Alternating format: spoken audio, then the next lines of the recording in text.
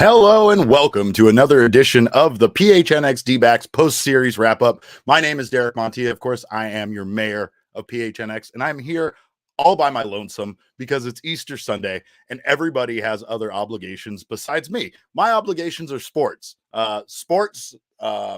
drinking, then like more sports layered in underneath there, a bit of live gambling on the DraftKings Sportsbook app, and then more sports. That's my Sunday sandwich right there. But thank you guys for joining me. If you are here, I'm all by myself. Otherwise, if you're not, this show is brought to you by the fine folks at the DraftKings Sportsbook. Go download the DraftKings Sportsbook app now. Get down on the NBA action. The NBA playoffs means next level basketball, and you can get down on that next level basketball. New customers can bet $5 on any team to win and get $150 in free bets instantly. You win no matter what over at the DraftKings Sportsbook. Of course, like you can see, I'm here by myself today. And thank you. Shout out to Charles Whittle Pike. Appreciate your commitment, Mayor. Thank you, sir. Josh Hunt said, "You're never alone when you got family." Drives muscle car off ramp. Thank you. Family is what this is all about. And thank you as my family for being here. We got to see the Arizona Diamondbacks unfortunately lose not only the series but today's game to the New York Mets. 5-0 loss. Not a great loss. Diamondbacks really got beat up in this series, but they do take away that one important win. So that at least there's that, I guess. I think the big question here is what's going on with Seth Beer, right? Carson Kelly starts today at DH. He gets his first hit of the year, if you want to call it that. It is a hit. But, coming into this game, he's 0 for 19. And I just have to question why, when we are this few of games into the season, why we've seen Seth Beer sit so much. And I'm pretty sure that's what a lot of people are thinking.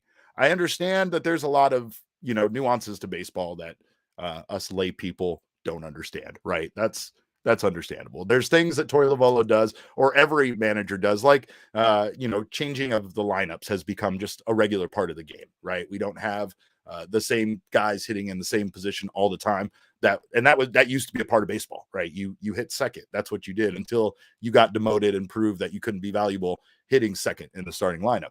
Lovullo has switched it up almost every single game.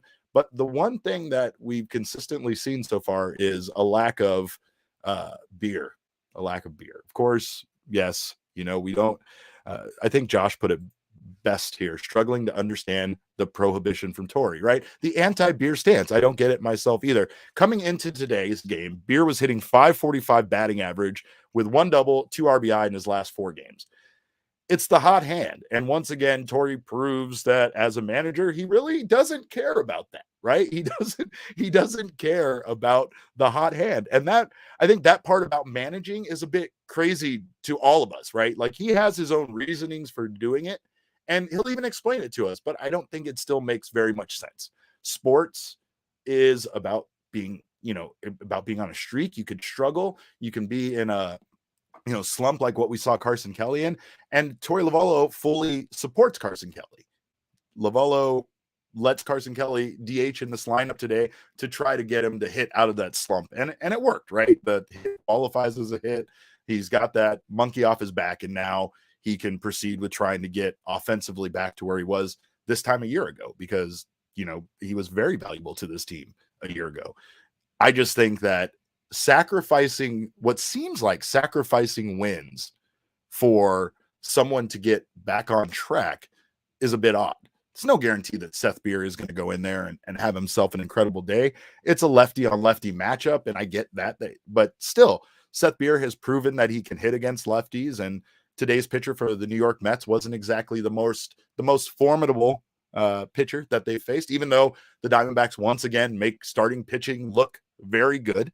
Their starting pitching, though, has been very good. I think the biggest story today, because a lot of people aren't really surprised about the loss to the New York Mets, considering how good of a team they are. I think the biggest story today was hearing that Caleb Smith has been sent down to AAA Reno, and that Matt Peacock was added to the roster from the taxi squad. That was a really, really fast turnaround for Caleb Smith. And I've noticed that the Arizona Diamondbacks do not have very much patience when it comes to him and his development, even though they have no problem gassing him up when they named him to the, starting rotation and made it sound like he was their guy. He had the right attitude. He had everything going right for him in spring training. And this was who they were just going to go with. And that changed so fucking fast. It's incredible. I feel bad for Caleb Smith. And I can only imagine who had to tell him that to his face, because that's a scary idea to me. That terrifies me. Whoever had to go to Caleb Smith in person, I imagine that I would give him a note on a stick. That's how I would have told Caleb Smith he was being sent down to AAA Reno. But to each their own. You're taking your life in your hands when you approach that man with a simple request, let alone telling him that he's been sent down to AAA Reno. I guess my wish here is that he gets himself back on track, like Carson Kelly. Hopefully we see all these guys get back on track. But we know Caleb Smith has been very good for this ball club at times, just not as a starter. That's the perplexing part, is that no matter how good he is, he just continues to be good as a reliever. So that, this moving him around and everything probably isn't great for, his mindset, his mentality going into pitching a game. And, obviously he had a bad outing as a reliever. So he's now something that the Diamondbacks potentially can't rely on in any way. Right. But we're talking about what, 2 appearances. That was a fast hook. It feels really like the D-backs are not giving guys exactly the long leash that we might have seen in the past. Charles Whittle Pike says it's June 2026. The Suns have won their 5th straight championship. The Yotes are lifting the Stanley Cup in Tempe with Austin Matthews and Shane Wright, and the D-backs still don't have a hit with runners in scoring position. Holy shit. That was good, because that's what it feels like. I don't know what's wrong with this team, and I don't have the answer. This was another game where it's very perplexing about their offense and how bad it was. More importantly, though, we got to get back to the Seth Beer thing. I mean, Seth Beer gets a pinch hit in the last at bat, going 0 for 1, but I just still can't wrap my mind around this guy not being in the game, right? If anything, it doesn't feel like he's needed 2 days off, 3 days off already in this short season. It doesn't feel like that you really should be at this point going with, benching guys when they can actually contribute in a big series, right? We have the Nationals coming up. It's not to say that the D-backs are going to feast on the Nationals, right? Even though they should, and they kind of have to if they want to turn this thing around some way. But right now, maybe the Nationals game would have been a game to sit Seth Beer. I don't know. That's I'm just basing this on my limited managerial experience from MLB The Show, but that's what I would have done. So, but of course, you can get all sorts of thoughts, ideas. We're going to be covering this entire situation over at gophnx.com. If you haven't signed up to become a member already, please do so. Not only will you get our writings about the Arizona Diamondbacks, which you might not want as much at times, but you will get the writings about teams like the Suns, who are going on to win their 5 championships over the next 5 years, according to Charles Whittle Pike, or the Coyotes, which things are turning around there for them as far as the new stadium and everything that they got going on in Tempe. All of that is available over at gophnx.com. If you're not a member already, sign up to become a member. You can get an annual membership, and you will get your first free t-shirt from the PHNXLocker.com. Annual membership is just $60. You can also get down on the month-to-month option, where you will get your first month for just 50 cents should you choose to go in that direction. And we don't care which direction you go. You know what? We do want you to wear the shirts. The shirts are awesome. Again, the shirts, they make you a more confident human being. They clear complexions. That's alleged, but I've seen it work. Also, they're the softest, most comfortable fitting shirt that you can get, and they are amazingly well designed. So check out our shop at PHNXLocker.com. If you've done so already, take a look at the sticker packs, some awesome hats, all of that stuff. We just want you to just dress in the nines from top to bottom in PHNX gear and join us as part of our family. Not only will you get members only discounts over at the PHNXLocker.com, but you'll also get access to our members only Discord, where we got to start the bingo game. So that's on the schedule. With this Diamondback season going the way that it is, we need to do something to enjoy ourselves. So again, not everything isn't terrible, right? The Arizona Diamondbacks are now 3-6. So that's really not surprising to a lot of people, but it's going to be interesting to see if they can do anything against this Nationals team coming up. And we'll get to that lineup as well. But right now, Diamondbacks, of course, bottom of the NL West. And yeah, might might end up staying there with the way some of these teams are playing right now, because the NL West is very, very good. We are the only current sub 500 team in the NL West. But I did want to talk about Humberto Castellanos' outing today, because I thought he was once again a guy that stepped up for this team when they needed him, a guy that stepped up into a starting role that he hasn't been in this year. And he did a great job. Like, he was all over the place. His control was awful, yet he didn't allow a run in 4 innings of work. And it was just a very encouraging outing, considering his lack of control and the wind in New York and everything else that was going on. He obviously was very frustrated at times and couldn't hit the strike zone, but he did a very good job at what the Diamondbacks needed him to do, right? He went in, he didn't allow a run in 4 innings. He improves the D-backs starters ERA to 3.06 this season.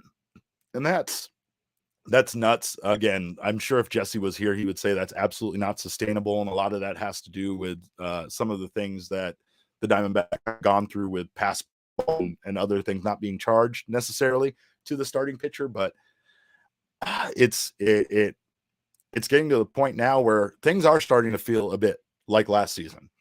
It might not all be injuries this season like it was last year. Last year was the injuries. This year, it seems to be their lack of patience. The Diamondbacks are having plenty of patience at the plate, but it seems like the organization's patience with some of the guys on the roster is very thin. And I am a bit surprised by not only Caleb Smith being sent out, but just in general, some of the decisions that they've made as of late with Drew Ellis, and they don't seem to be giving guys much time. I have to wonder if that has something to do with the new coaches. I have to wonder how much the impact of having that new perspective, seeing these guys, seeing what they can do, not necessarily having the commitment to bringing them on the team. Sometimes when you are a part of the decision to bring someone onto the team, you might just defend that decision, even though you shouldn't, right? It's like my friend Tim's insufferable defending of the DC universe. The movies are trash. Let's be honest, right? Tim, I don't know if Tim's watching this right now, but if he is, he'd probably be furious that I'm saying this, but you can't defend the DC movies. It doesn't mean to say that the Suicide Squad, the second one, or Peacemaker aren't good. There's some things happening. There's some good things here and there, but like, don't defend the DC movies like you invested money in them, like it was your decision to make them. That's all I'm saying. The Diamondbacks front office, the Diamondbacks people within the organization, they have a vested interest in these guys because their opinion was that they were good. Their opinion was that somebody should bring them on. So it's just harder to be honest with yourself and other people about those decisions that you made in the past, potentially being a mistake. Now what we're seeing is a much quicker decision made on these guys. And honestly, it's frustrating. And yeah, Charles Woodall Pike says it's frustrating to see this team not seeming to have a direction right now. And yes, I also agree. Second Suicide Squad was good. So was the first Wonder Woman. No complaints or arguments out of me about those movies, right? But those movies don't make the other ones better. Just like hitting on a guy or being right about one guy doesn't make the decision to continue to give another guy opportunities, that right. So where we're at right now with the Diamondbacks is that they really are trying to find, in any way, shape, or form, through small transactions, through their own farm system, nothing that's going to break the bank, but they're trying to find guys that can come up and do the job. Yanni Hernandez is a perfect example of a guy that they found that all of a sudden has an impact on this team. I love the guy. I think I called him the Gnat the other day, but his nickname is the Mosquito, and I love that he's the Mosquito. He is the exact kind of annoying player that you want on your team and you don't want to play. And he's the kind of guy that once you have him in the organization, you want to see him flourish. I think he has a lot to offer. I think he has an ability to get on base. I think he has an ability to have some really strong at-bats that really help this team win games, or at least try to be successful, right? So the Diamondbacks have moved on, but some of the pieces that they found, like Sergio Alcantara with his home run yesterday, they've ended up becoming some pretty valuable pieces for this team, right? Now, I will say that I understand them still giving Carson Kelly time. I understand them still giving guys that were, a huge part of this team in the past more opportunities than some of the younger guys or some of the guys that, haven't maybe proved themselves as much, like Carson Kelly, right? But I will say that right now, I feel like Dalton Varsho is one of those guys that, being patient with him, saw things turn around for him. Dalton Varsho was 0 for 12 to open up the season. And then it's not that he has like been tearing the cover off the ball, but he has currently on a 5-game hitting streak, and he has contributed pretty well since getting things back on track. And that's actually why he is our DraftKings king of the series. Dalton Varsho going 3 for 11 in this series with a home run, an RBI, 2 runs scored. Most importantly, he's on that 5-game hitting streak, which is pretty damn good considering that he struggled so much in the first couple of games of the year to get things on track. Now, seemingly back on track and contributing to this team. So that is why he is our DraftKings king of the series. It's a bit disappointing. Let's put that up there again. This is 3 for 11, 1 home run, 1 RBI, 2 runs. That gets you king of the series right now with the Arizona Diamondbacks. And let's be honest, that's not great. I would love to have somebody with better stats up there. Ketel Marte has had a pretty nice series in New York, but I have to applaud Varsho for his consistency and his ability to do it for 5 games straight. Now, Seth Beer might have been able to be that guy today for the Diamondbacks, but we won't know because he only got the 1 at bat. And I just don't know if, again, if putting him in pinch hit situations is the answer for this when you have a designated hitter role and this guy is as well as he is. I think you go with the hot hand. And I'm sure a lot of Arizona Diamondbacks fans feel the exact same way. That part is probably the most frustrating part, is to see a team struggling offensively like this team is and not giving an opportunity to one of the guys that's actually doing such a good job offensively. But again, shout out to Dalton Varsho for being our DraftKings king of the series. And just a reminder, we want you to get down on the DraftKings action over at the DraftKings Sportsbook app with the NBA playoffs. You get down on the NBA playoffs if you're a new customer, betting $5 on any team to win and get $150 in free bets instantly. You win no matter what. All DraftKings Sportsbook customers, new and old, can get on the NBA Hoops Same Game Parlay. Each day of the first round, you'll get a free risk-free bet up to $10 if your same game parlay doesn't hit. Bet the Suns, baby. Bet the Suns to the moon. You know why? Because as Espo would say, the Phoenix Suns are the best team in the NBA. And now it's time to prove it. So get down on the DraftKings Sportsbook. Use our code of PHNX. Bet $5 on any NBA team to win their game during the first round of the playoffs and get $150 in free bets instantly. That's promo code PHNX at DraftKings Sportsbook, an official sports betting partner of the NBA. 21 and over only. Arizona only. Gambling problem? Dial 1-800-NEXT-STEP. New customers only. Minimum $5 deposit required. Eligibility restrictions apply. See DraftKings.com/sportsbook for details. And yes, I have been getting down on the DraftKings Sportsbook today. I actually was doing some live in-game betting during the Arizona Diamondbacks game, and you bet your ass I won some money. I won some money because I was confident. See, sometimes this DraftKings Sportsbook app, it's a computer algorithm, right? There's things that there's not a human being that's watched the Arizona Diamondbacks that's thinking about what the odds should be. No, my friends. There's a computer calculating it in its computer brain. And the computer says 2 on with no outs. There's guaranteed a run's going to score. Well, my friend, you stupid ass computer, you were wrong because they didn't score. And that allowed me to get down got won $34 betting less than a half a run in the 4th inning. And that hit. And again, there's another beautiful option on what you can do with the DraftKings Sportsbook. Get down on that. I also bet for the number of runs in this game. Yeah, exactly. Charles Woodall Pike, you are a genius. Paying us profit. Remember, just because the Arizona Diamondbacks lose doesn't mean you need to lose over at the DraftKings Sportsbook app. Before we go, I wanted to preview the D-backs 4-game series versus the Nationals. Not a lot of marquee names for the Diamondbacks to be matching up with. Madison Bumgarner takes on Josiah Gray. Merrill Kelly versus Joe Nadon. Zach Davies takes on Eric Fed. I don't know these people, and I don't even know how to pronounce their names. Zach Gallen versus Josh Rogers. A 4-game set in Washington, D.C. By the way, if you're there for this game for some reason, just a reminder, in D.C., you have to be within 2 blocks of a sports venue in order for you to use the DraftKings Sportsbook. So be like me when I was in DC, just do little laps around the Nationals ballpark and just do all of your betting and your gambling while you're there. But nothing intimidating here. So here's what I think. And nobody really, I know you don't really care what I think, but what I think is this is the Diamondbacks' true series to see what they can do. They have faced some pretty tough pitching. Even in this Mets series, even if these guys aren't marquee names, they've been putting up some good numbers as far as their ERA goes in their first couple of starts. So, I mean, the guy they got today, Anderson, I think was his first start of the year, but the Diamondbacks really need to go against some pretty lesser known names on the mound and do some damage. If this offense doesn't wake up in Washington, I don't know if I have any answers or if I have any expectations after that it will wake up. I know that sounds crazy. It really does. There's no way that the guys on this lineup are going to hit 186 the entire season.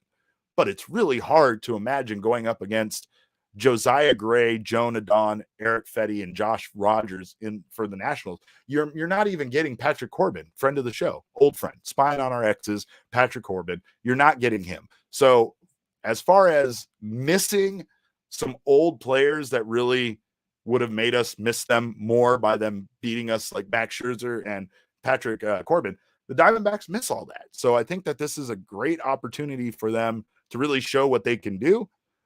But what does that even mean? Show what they can do. Right now, they haven't been able to do anything at the plate. That's really what it feels like. So as far as, showing and proving that they're not this inept as a team, that needs to happen in this national series. I'm not acting like the Diamondbacks are so much better than the Washington Nationals, probably a bit more on par, but they do have better pitching. And the Diamondbacks should be able to go in and at least split winnable series against the bad baseball team in Washington. Whether that, again, whether that happens or not remains to be seen. And I don't really hang an entire 162 game season on one series against the Nationals. I'll just say it's going to be very hard to have a positive outlook in any way, shape, or form for this team if they don't go to Washington and take some of these games. I really can't imagine that being the case, right? I've been jealous. I've been, staring out the window like Squidward in the SpongeBob meme of everyone else in the other teams having fun offensively with big teams. They probably shouldn't win it. Sure, their records might not be. At the very least, other teams look like teams. In this series, the Diamondbacks, especially in Game 2, they really seemed to finally wake up offensively. They had a season-high 9 hits in Game 2, and they were able to look like a competitive baseball team, at least for one game. But it's like a lot of things in baseball. It's consistency. It's the ability to do it over multiple games, over a series, over a span of a month for you to be considered successful instead of having these, little moments of brilliance. I wrote in my piece on gophnx.com that some of these moments that they might be all we have, right? Like the Seth Beer walk-off on opening day. Things like that might be the moments of joy that we get to experience as Diamondbacks fan this season, instead of really focusing on, man, maybe they can make the playoffs or maybe they can, do something. No, I feel like that is just setting yourself up for disappointment in a way. But I think that enjoying the moments is going to be the key. Diamondbacks right now aren't really focused on winning. It doesn't feel like. I hate to say that, but a move like not starting Seth Beer in today's game doesn't help me not feel that way. So I am going to do my best to forget it. I'm going to go take some OG's gummies from our pals over at OG's, which, by the way, had a fantastic time last Friday out with the guys from the PHNX ASU podcast and my pal Salty Saul. So, of course, we were out there at the OG's main stage during Buds of Palooza 420 Festival, and we had ourselves a damn good time. And if you haven't had a chance to check it out, OG's is one of Arizona's first scratch-made cannabis kitchens and is dedicated to creating innovative and memorable cannabis-infused products that flavor life's journey. And yes, if you're wondering, I did get a big old bag of freebies from the Buds of Palooza Fest. And yeah, there might be some OGs in here. So get yourself some OG's gummies from our friends over there. Of course, the orange creamsicle gummies taste like a damn dream. Not to mention they have RSO. And if you're not familiar with Rick Simpson oil, then I'm not here to tell you about it. But look into it. Blast. We've heard from our girl Mac and our boy Saul that they, of course, enjoy the orange creamsicle indica gummy after a long day of shows here. I know that I enjoy it after a long day of watching baseball. So go check out our friends over at OG's because they are an Arizona brand and we are both Arizona brands. So let's show them some love. If you're interested in trying the amazingly delicious variety of flavors that OG's Brands has to offer, go to ogsbrands.com. That's OGEEZ brands.com and to find the nearest OG's nearest you. So that's what we got. So I appreciate you guys all showing up, even though I wasn't able on this Easter Sunday to get anybody else to show up. Will the Diamondbacks resurrect? I don't know. That's a bad joke that I shouldn't be making, but I'm doubtful of that. I don't see that happening in their future. I do say this, though. We have still months and months and months to get things turned around. And hopefully the Arizona Diamondbacks have a season the opposite of last year, where they had a pretty decent quick start in April and then things fell apart. Maybe this slow start will kind of manifest into things picking up in May and beyond. And we will be here all season long to talk about it. So, and that's what I got the OG's gummies for. That's really what they're there for. They're here to help me all season long. But we thank you guys again so much at the show. And when I say me, because I'm here all by myself, but I'm not, because you guys are here with me. Of course, you can follow me on Twitter. I'm at cap_caveman with a K. And our show is at PHNX_D-backs. Follow us along for all of our jokes about the D-backs having 4.20 pitches per plate appearance and things like that. That's really what that account is for. But all roads lead to at PHNX_sports. You guys can follow us on Twitter, Instagram, and Facebook there. Also, hop over to YouTube and subscribe there. If you're watching this right now in the post-game show, subscribe, sign up for notifications. That way you don't miss any of the content coming out from the gang over at PHNX. Suns, baby. I am here. I am ready. I'm ready for DA to go beast mode in the playoffs. I'm ready to watch our Phoenix Suns bring me the joy that our Arizona Diamondbacks don't. And I can't wait. I hope you guys are getting ready for that game tonight. It's going to be a blast. Let's beat the hell out of those Pelicans and let's bring it home this year. Let's make this be the year. I'm going to be chugging with the fellas a lot. So shout out to my pal Charles. Thank you, sir. I appreciate it. Let's go Suns. And I appreciate you guys all for being here. I guess, you know what we'll say is this. Let's remain cautiously optimistic for the rest of this road trip. The Diamondbacks are hopping on a train. They did not consult with David Peralta on which train to take. That's ridiculous, right? Like, why wouldn't you consult with the freight train? But anyway, they're hopping on a train to DC. And maybe some bonding. Maybe some bonding helps this team get together. You know, you're stuck on a train for a considerable number of hours. So, and you can get up and walk around. That's why trains are fun. But anyway, we look forward to that series in DC. We look forward to you guys joining us on that post-series show on Thursday, which will be about 10 minutes after the final out. On behalf of all of my co-hosts that aren't here today, we thank you so much for joining us.